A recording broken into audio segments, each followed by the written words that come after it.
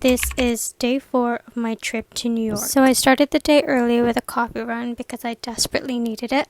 I wore these heeled boots just to take some cute photos, but I obviously had to go back to my hotel to change into some more city-appropriate walking shoes. The first official stop of the day was to Barnes & Noble, which was on my bucket list for the longest time. I actually didn't film much because I was too busy looking at everything and seeing all the books. I did buy a little something. There was this tulip festival right outside the Union Square, I believe, and you could get a bouquet of tulips for free, but you had to stand in line. Then it was Strand Books, which I think is the best place for unique souvenirs. I would highly recommend buying your souvenirs here if you want things other than a magnet and a keychain to bring back home. For lunch, I had a really delicious rice bowl, and then right outside there was this kid selling homemade hot chocolate.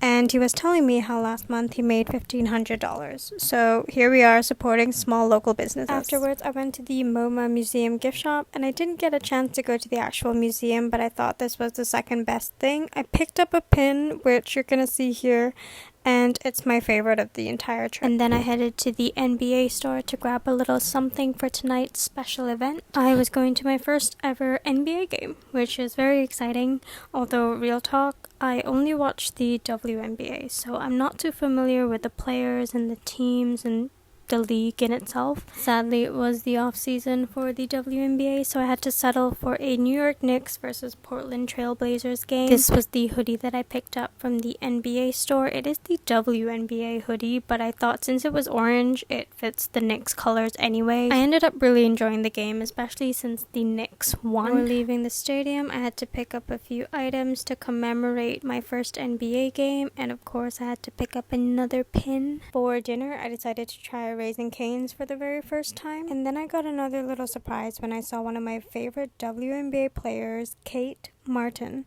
on a billboard. And that was everything that I got up to on day 4 of my New York trip.